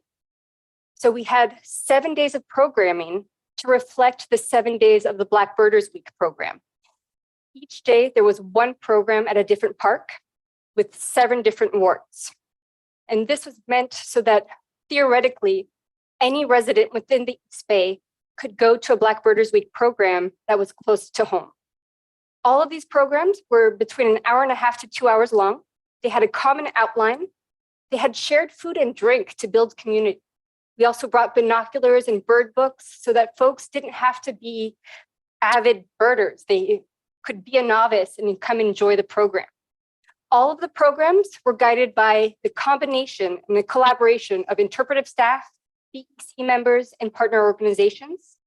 And then finally, we used audience-centered dialogic interpretation, which is different than the traditional interpretation that we usually use. The traditional interpretation is very much reflected in the picture above. We have the interpreter as the content expert. They are sharing their knowledge with the public. That public is absorbing that knowledge, but not necessarily participating in the meaning making of the program. With dialogic interpretation, you can hear it in the title, it's a dialogue. It's meant to bring in or to create rich visitor engagement and participation in the topic by bringing in participants and creating the meaning with them. So here's a picture of dialogic interpretation where folks are at the same level, participants and the interpreter. They're both creating the meaning of the program. So the specific tool that we used is called the Arc of Dialogue, and that was developed by the National Park Services. And what it does is that it brings in all of the participants who may or may not know each other and build community within those participants, creating relationships. So the phase 1 of the Arc of Dialogue is the building of the community. And here, for example, we use the question, what is your favorite thing to do outside and why? It's a very low stake question. People are willing to share that. Then once folks know each other, trust each other, we go into phase 2, where we share personal experiences. The example that we used is, can you remember when you first started being aware of race? How has this awareness impacted your activities in the outdoors? So the stakes are higher here, but we've already built some trust. Then we go into phase 3, exploring beyond ourselves. How was your personal experience different from others you heard in the group? Did you hear any similarities? Now we're starting to create meaning. Oh, my lived experience is different than your lived experience. The world is diverse. And then we go into phase 4, the synthesis, the impact, and closure. So the question that we used was, what is one idea or insight that you will take away from today's experience? And I know we added, who will you share that with? So there was an action item at the end of each program. And this was fantastic. All of our participants participated, created community, built community, and it was, we had lots of successes that Felicia is going to talk about. Yes, so celebrated successes. I would say first, a little bit of pride for the program. It was amazing, but we received great community support. As you saw, we had several community partners that supported us in various ways. So we had advertising, we had a collaborative digital program, we had photo documentation, and of course we had attendance. And our staff was able to walk away with a model for more fluency and inclusive interpretation, and are able to utilize this for applying it to programs out of Thurgood Marshall Regional Park, home of the Port Chicago 50, Black History hikes, and our Juneteenth celebrations. We reached 185 participants over the week, about an average about 24 or so per day, including all ages and races from novice to avid birders. Half of the participants had never heard of Black Birders Week, and there was great engagement and participants had fun birding and connecting. 3/4 of them walked away with our Trails Challenge books. And so that's a sign that they're interested in coming back and enjoying the parks. And through all of this, we always have lessons learned. So we have for next year, but next year is already now. So what we found is attendance during the week, especially midday, was challenging. So we've offered more evening opportunities. And then accessibility is still a challenge, even though we're spread throughout the 2 counties. We're looking forward to having grant-funded transportation offering in the future. And then setting some expectations or cross-departmental collaboration. So as you heard, the various staff from the Park District, and because of this being all over the place, it really helped to use our virtual platform to be able to bring everybody together for our meetings and share the presentation outline and the information. And that really helped us create this cohesive, consistent program throughout all the different days in the different locations. So for the field of interpretation, especially speaking towards the National Association for Interpreters, the East Bay Regional Park is well known in the field, and P&I had the honor of representing East Bay Regional Parks. So we have up here the Legacy magazine. We had an article in that publication, and we also presented at the national conference in Cleveland, Ohio. And we got great feedback from our colleagues of how simple and effective the strategies are. Some of them shared with us they had taken workshops and things for dialogic interpretation, but it wasn't very digestible. They didn't know how they were really going to implement it. And with that matrix that you saw, they were like, I can do this. And we're so appreciative of us sharing that experience. So we want to invite you to celebrate with us. This year, we're beginning Sunday, May 28th at Thurgood Marshall Regional Park. And we have the flyers. Each day offers a new location to explore and new community to connect with. So we really want to thank you for your time. We have flyers for you to take, you can share with others. And if you have any questions, happy to answer those. Thank you. Thank you very much. I bet there's a whole bunch of questions, comments. And I'll start with Member Coffee. I'm looking forward to attending the outing at Big Break, right? It's going to be a big break this year. And I really appreciate the outing I was able to do with you, Felicia. Last year, I believe it was at Radke. Yeah, you were at 2 of them. You were at Big Break and Martinez. Martinez. That's all I want to say is You were in the presentation. Was that me? Okay. I thoroughly enjoyed them. I thought the turnout was really good and the programming was done exceptionally well, and want to encourage us to keep it up and do it. And thank you for allowing me the opportunity to participate last year. Thank you so much for your support. Member Rosario.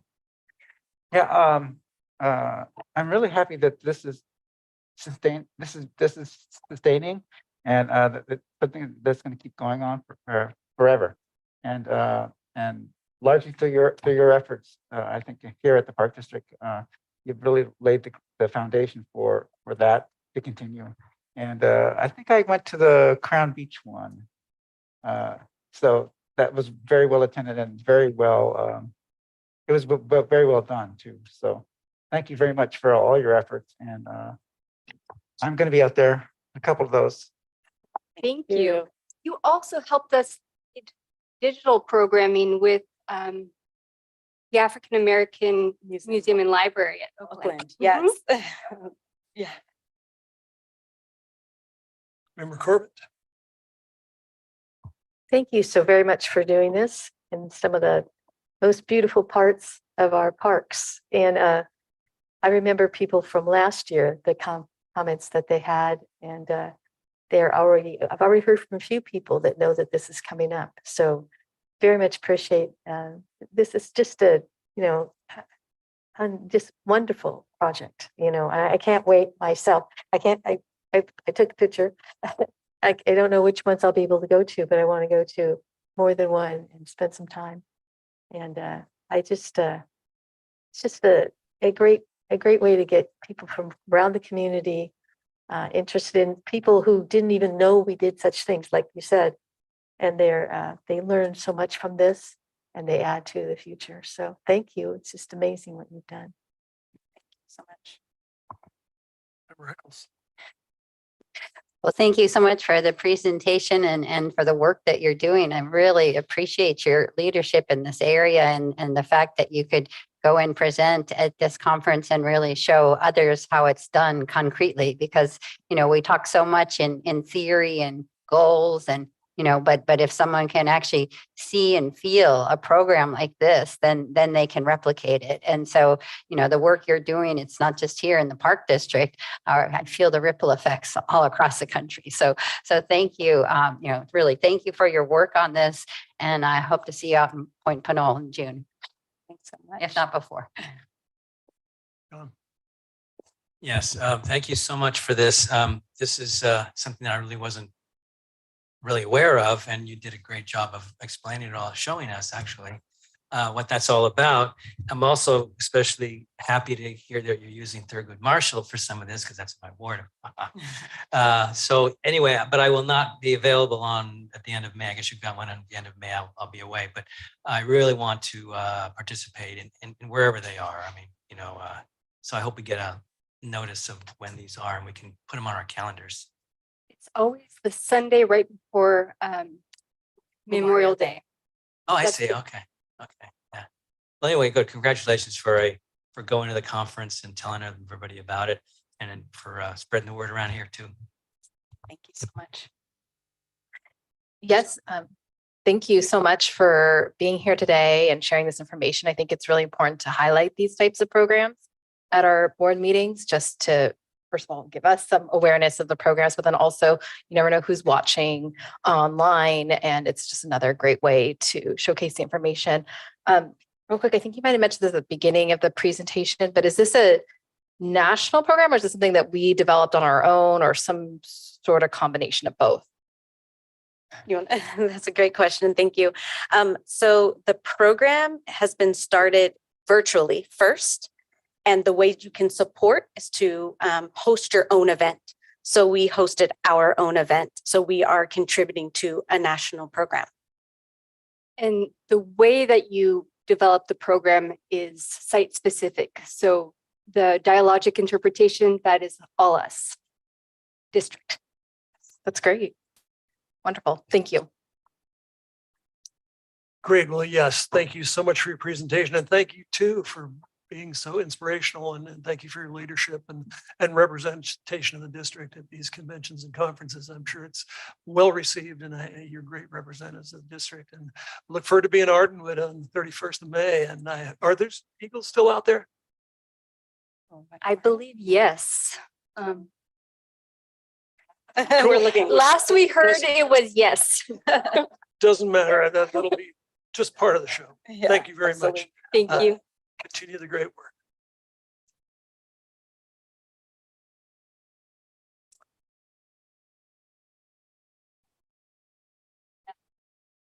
Excellent. Thank you very much.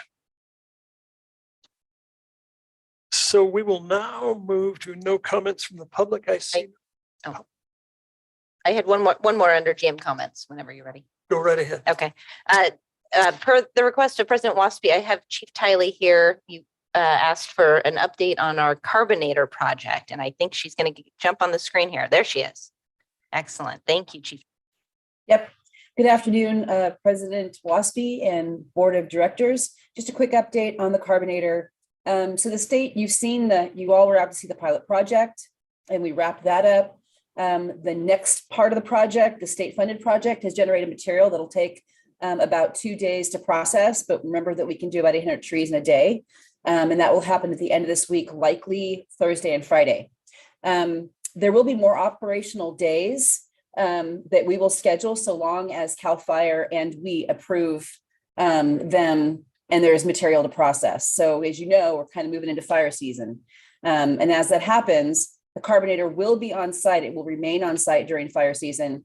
And the biomass that's generated, because the work will continue, the carbonator just won't be in operation. So the biomass that is generated from the project will be decked very close by, and it'll be dried out. And then it'll be project as the season moves on, probably likely in the fall, as we start to get more, higher relative humidity, and it becomes safer to operate the carbonator. That's all I have for you. Excellent. Thank you very much, Eileen. I look forward to this project. It's so exciting and successful. Any comments from board members or public or anyone else? Once again, thank you very much. Keep up the great Welcome. work. I will incidentally expect a report on how people's gardens are doing. Without a doubt, yes. Biochar has been added. Yes. I put it in my compost, so jury's still out, but it's keeping it, less floppy, yeah. To use a technical. Floppy, that's our operative word today. All right, thank you, Eileen. So we'll move now to board committee reports. So before you have the legislative committee meeting of March 13th, the legislative committee meeting of April 21st. And I think that's it. Any questions or comments on those? No, minutes were good. Okay, so I would direct your attention to Question. oh, pardon me, Dee, go right ahead. Yeah, I just had a question on, there was a presentation on, there was a survey done. And I wanted to see if we're, is there a way to extrapolate information out of East County to see if there's, or are we even contemplating possibly changing the LLD out there to raise the LLD, the fee structure there? Or has there been a survey that shows that the community out there would support something like that to bring them up to what would be kind of current park standard? So we'd be happy to provide, so that's, I think you're talking about the voter survey that was presented. So we have all the crosstab information. So if happy to follow up with you offline. Okay. It's usually more information than we include in the public report, just because you can slice and dice it. So depending on what question you want answered, we can sit down and go through it with you. Yeah. Thank you. There's a lot more data than what we presented. I'd sure like to see that too, Dee. Remember San Juan. When you're saying East County, are you talking about Murray Township and Alameda County or Eastern Contra Costa County or is? Okay. Yeah, because they're covered by the LLD there. So I would direct your attention to the meeting of the legislative committee on April 21st. And we're talking, Dee was talking about we did another survey, and read page 150 if you would at your home. It's very interesting, and well, I'll leave it to your interpretation. We've got a lot of work to do. So anyway, And do we have any announcement from closed session? No, President Wasby, we don't. Thank you. Right, then we'll move to board comments. And today, let's start with Director Sanborn. Hey, Sorry, I should warn you all. Huh? I'm reading off a list. I go backwards and forwards, and up Yeah. and down, but Sanborn came up first today. it's all good. It seems like every time we do this, each 2-week period, so many more things happen in a good way. And I do have a few things unique that I know that I want to share with you guys. So after the last board meeting, the general manager and I had an informal meeting with some of the property owners who live near Castle Ridge Trailhead to talk about the GARMS project and the Pleasanton Ridge land use plan. And it was a very insightful conversation. And we did this conversation in partnership with the City of Pleasanton general manager city manager, as well as the vice mayor of Pleasanton. And then I think we were all on the board site tour. I thought that was such an eye-opening experience, getting to see all the different sites, especially the archery club. But also I'll share, because some of the money that came from Caltrans for the Pigeon Pass projects, that's Highway 84, going from Livermore out to 680. And it actually goes along not too far from Shadow Cliffs. That's what's considered Pigeon Pass on Highway 84. And so I actually followed up with some of my contacts at Zone 7 about that to ask, why wasn't there a creek restoration project within the Zone 7 flood control management? And I guess, the different projects that we had, one of the main ones is actually the one that's behind my predecessor's house and Wees Camp that she loves to talk to me about. And it just didn't meet the merits that Caltrans was looking for in terms, I think it was $2.5 million that went from Caltrans to the McCosker Creek. So I think it's just an interesting exercise for me personally, just to see where some of the different money goes and doesn't go. And then the other one I'll mention is I did make it to the Alameda County Special Districts Association membership meeting. And I'm really glad that Director Rosario was there with me, because I got to see, kind of how he bullet points a summary of the work that we're doing to share with other members of the special districts. It was also the day that they decided to vote in regards to the representative for special districts for LAVCO, the local area formation committee for Alameda County. And I made an effort to go to that because I know that that's something is important. Yes. And I know that that's something that Anne had done for many years. And, I want to familiarize myself with that process. And the representative who's voted in is a member of the board of directors. She may even be the current president of the board of directors for the Eden Hospital area. And I know President Wasby knows the person who's voted in, but it was good for me to go and just become familiar with the Alameda County LAVCO and special districts. And there's some important things that were also shared with us that day that I think is important to mention here in terms of our website. There is a bill in process or being discussed where government agencies will have to use the .gov extension, which I know we currently use the .org extension, and that also we may have to use our entire formal name as part of the website. So we wouldn't be able to use the acronym. That's at least what's being proposed right now. And so that's certainly something to watch. And I'm sure our legislative affairs team will be looking at that. But there's a lot of government agencies that this could affect. And so that was something that I took away from that meeting that I want to make sure I shared with this group that, we may be affected by that. Great. Thank you very much. Next up, Director Rosario.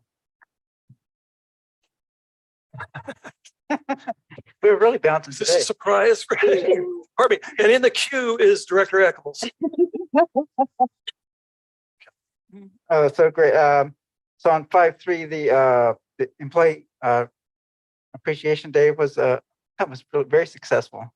I think there had to be at least 400 people there. But it was very, very well done. And congratulations to the employee group that put that together.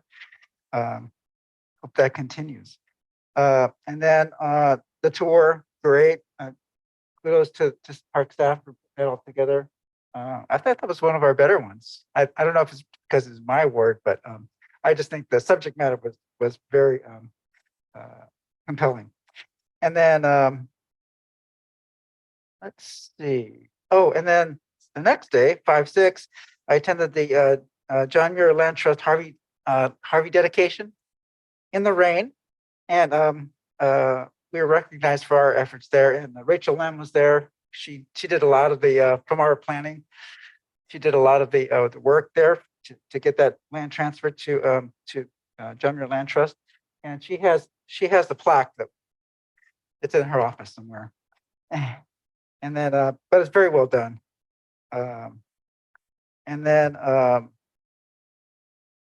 5/7, attended the Lake Temescal Fishing Pier dedication in honor that the Clinton Lee family put together for their son back in 1988, I believe. And then the original pier has since fallen apart and been replaced by a aluminum one. And so we rededicated it to the family, and the family participated in a very big way. And I thank Susan and her staff for putting everything up. That was putting it all together, just wonderful. They're looking forward to originally the fishing derbies were named for Clinton Lee. And so we're hoping if we can get that, if the fishing derbies continue, that we perpetuate that, the name of the Lee family. And they certainly want to contribute to that as well. And then attended the subcommittee operations committee on the 9th. On the 10th, attended the Alameda County Mayor's Conference at the Tesla facility. I missed the tour, but it was just remarkable how what an impact that Tesla has on not just Fremont, but the county. 33,000 employees, and I forget how they make all their cars are made right there. So it's quite an impact. And then, of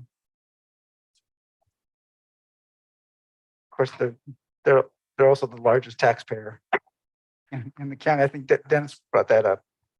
At the Alameda County Special Districts Association meeting that Olivia touched on, I also want to bring up another thing that was brought up was a piece of legislation that's going through is how we conduct business virtually. So that's coming up soon too.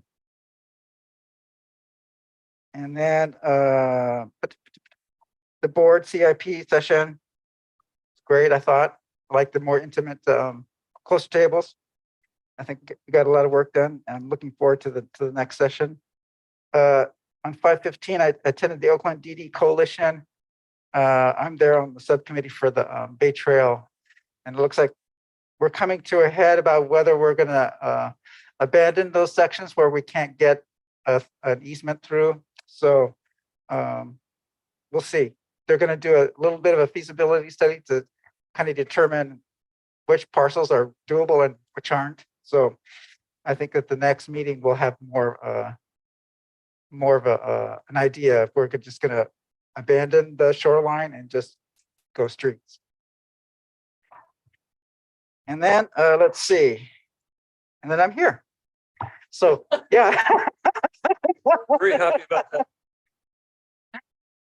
Thank you very much. Thank you, Dee. So Director Eccles with Director Coffey on deck. Okay, thank you very much. So, and don't forget about Director Corbett. I see her face over. Do you want to leave? I'm going in order. Okay, great. Okay, so on May 3rd, I also attended the annual appreciation luncheon. I thought it was really great and really fun, and huge shout out to the group of people who organized it. And the food was amazing, by the way. I've never been to an outdoor event with food quite that interesting and delicious. So anyway, that afternoon also attended the board executive committee meeting. On the 5th of May, as you've heard, we had a board site tour. Very, very interesting. Well done as usual.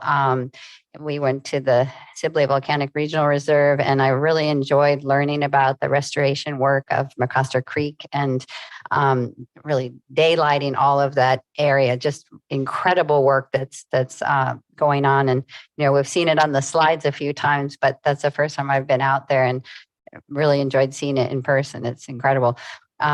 Robert's pool also was great to see, along with archery club out by Chabot Space and Science Center. You know, I go to Chabot all the time. I've seen signs for archery, but never really knew that there was a club there and the grounds are open to the public to come out and practice your archery.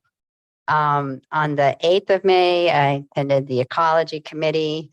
On the 9th, Chief Tiley and I met with the leadership of the Berkeley Fire Safe Council, and really want to thank Chief Tiley for spending time with us. And you know, I'm so proud of the work she's doing. And, you know, the more I learn about it, the more I'm impressed.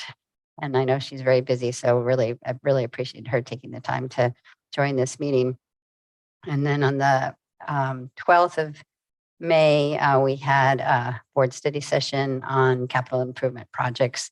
And I also am here. So thank you today. Thank you. Director Coffey with Director Mercurio on deck. Yeah, I'm sort of here. It's not too late. Thank you.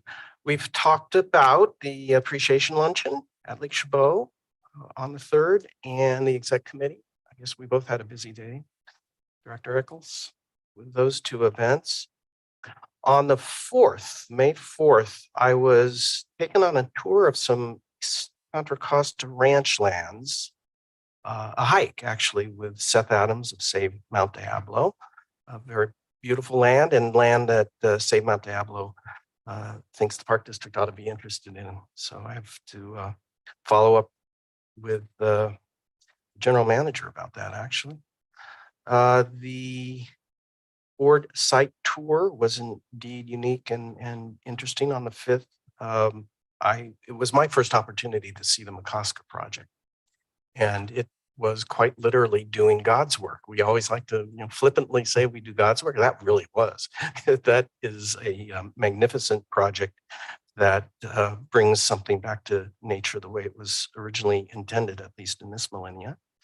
On the 6th, I attended a reunion of Contra Costa Young Democrats. Their barbecue down at the Radke Martinez Shoreline Park, and a beautiful day, and a lot of young people who introduced me as being one of the old people. That was kind of, we have a founder. It's like I was around with John Adams at the time that club was formed. But that's what I get for doing that. On the 7th, Director Rosario described aptly the celebration of the Temescal Accessible Fishing Pier, and that wonderful family's history in terms of philanthropy and pursuit of that original project 35 years ago, and what it stands for today in what we just continue to do. That was on the afternoon, that Sunday afternoon at 3 in the morning. My daughter had her baby, and I became a grandfather on the 7th of May, and that's kind of exciting experience for me. It's the first one. Still trying to get my hands around it, and hoping to go to Alabama and visit. Octavia is her name. On the 8th, Director Mercurio and I spent the morning touring the Briones pilot project area, the main trails that are being addressed up into the hills, and had a very good outing talking about the actual physical layout of the project and the challenges that it's going to face for the next couple of years. And that afternoon, with Director Eccles, I attended the Ecology Committee. On last Wednesday, the 10th, I attended the all-day conference hosted by Together Bay Area at the Craneway Pavilion. And I want to thank the Deputy General Manager and the General Manager for allowing me to tag along a bit with them so I could meet people and network. was a wonderful networking opportunity of organizations throughout the Bay Area that are dedicated to open space management, land management, and their partners. A very fruitful day for both networking and just pure education. The next day, the Thursday morning, I attended a Together Bay area hosted tour of the Presidio Tunnel Top Park out in San Francisco. And the tour was hosted and conducted by I think it's Presidio Trust, Land Trust.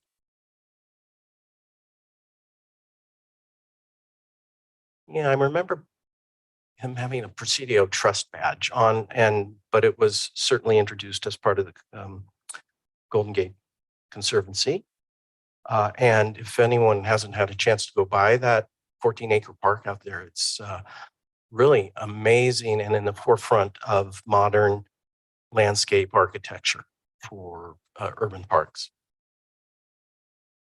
The Capital Projects Workshop was on the 12th, as has been described. And lastly, this past Saturday, Mila and I spent the morning, early afternoon at the Brioni's pilot project out in Alhambra staging area, tabling for the Park District. And that was about the third or fourth weekend I've been doing that. And it's very enlightening. And I look forward to discussing how that is going as we progress with that project. Thank you. All right. Thank you, Colin. And thank you so much for being out there at that Brioni's pilot project. It's yeoman's work. Thank you. It's going really well, by the way. Good. Director Mercurio. Yes. Director Corbett on deck. Thank you. So on May 4th, I went to the Contra Costa County Mayor's Conference in San Ramon, and they did a great job putting that on. I got to meet several council members that I had never met from Clayton.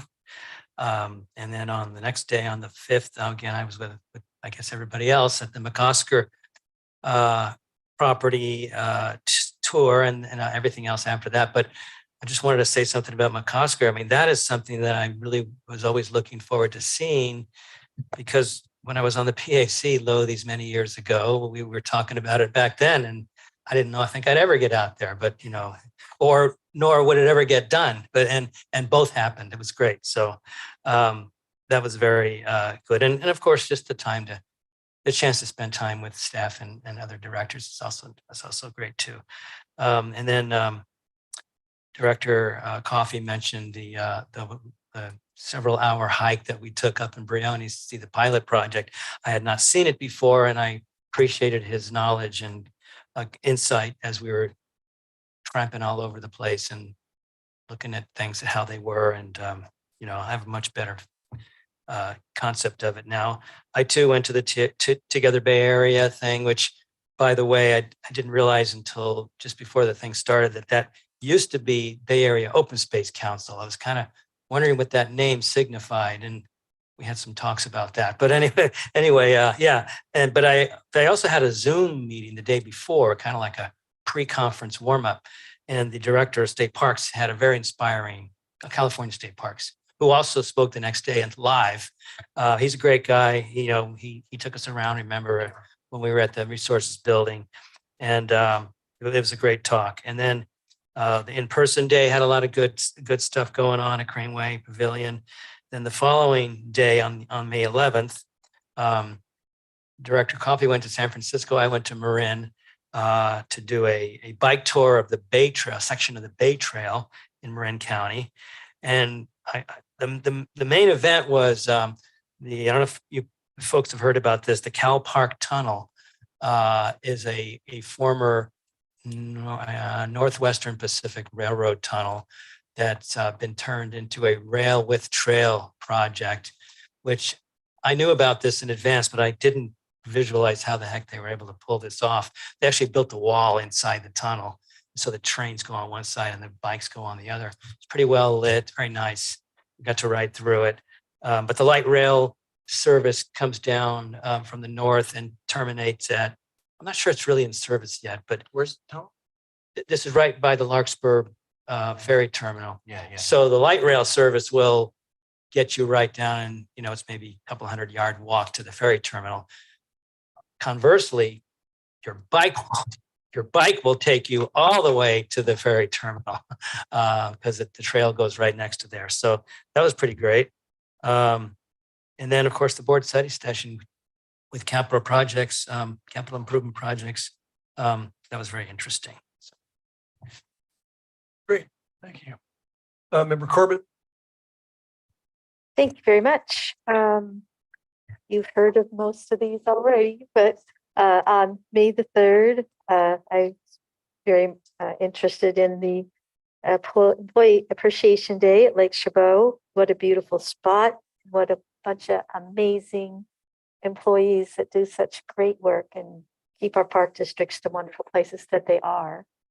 So nice to see them there. On the 4th, I had an opportunity to take a trip through Crab Cove and Oyster Bay and hear from our local staff the work that is being done to improve those park districts and doing the work that's being done. It's great. There'll be more to tell you about as things continue on.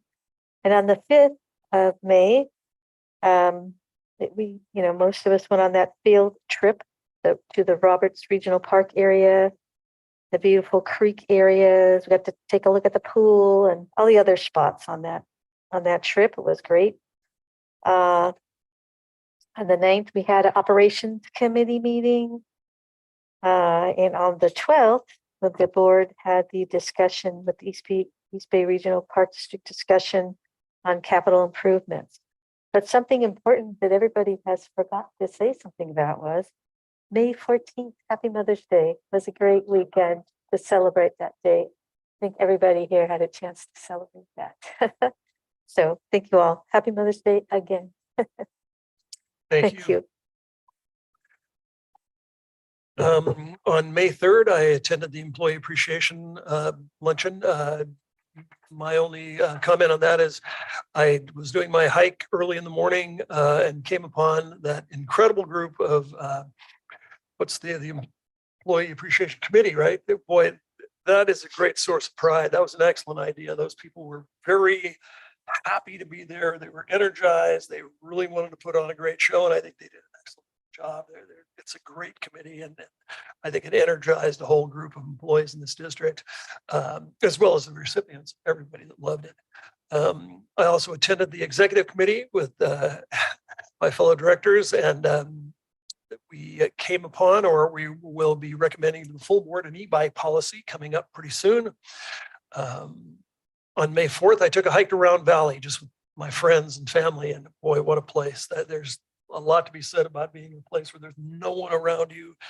Everything's green. There's water coming out of everywhere. There's nothing but birds, no humans, and you can spin around. I always like this. Any place in the park district or any place in the world, you can spin around and not see any built structure is a good place for me, in my opinion. And it was gorgeous that day. Just really nice. On May 5th, the board site tour was very informational and had a good time there. On May 11th, the Hayward Area Shoreline Planning Agency met. What's come out of that is that we'll be coming to the board in our probably June 6th meeting to extend the temporary JPA that we have with HASPA. There are some questions about ongoing things with HASPA, but well, hopefully we'll extend that for a year and get some things worked out. On May 12th, I attended the board workshop, the capital improvement workshop. Enjoyed very much, like the format. It's good. On May 12th, it's rodeo week in Castro Valley. I don't know if that's a good thing or bad thing, but for old traditionalists, it could be a popcorn week in Castro Valley, any time to celebrate. And there was an event out at Rowell Ranch Rodeo grounds. I just want to thank our staff that was there. There was the police department had representatives there, the fire department had representatives there, and Lifeguard Services was still recruiting for another second lifeguard academy. And I think they were fairly successful because Pete DeQuincy told me this afternoon that they have enough potential employees for a second academy. So we'll have plenty of lifeguards for plenty of swimming in the park district coming up. On Mother's Day. It was a great day, Ellen. I was able to take a couple of mothers in my family and some family members. We drove around and what the heck, what do you do on Mother's Day? Go to a park. So we went to Encinal Beach. God, what a great place that is. Boy. And I had 5 people in my car and 3 of them want to sign up for that Hawaiian paddling club. And I just think I want to do that. Anyway, I look forward to the California Association of Recreation and Park District conference coming up tomorrow through the weekend. I hope see some folks there. And, you know, we are winning an award for the Innovation Award for our Peace Poll and celebrating the events surrounding UN Day of Peace. And also Amelia Marshall, we all know is winning, has an award as the Volunteer of the Year. So look forward to that. If there is nothing else for the good of the order, seeing none, we are adjourned at 3:26.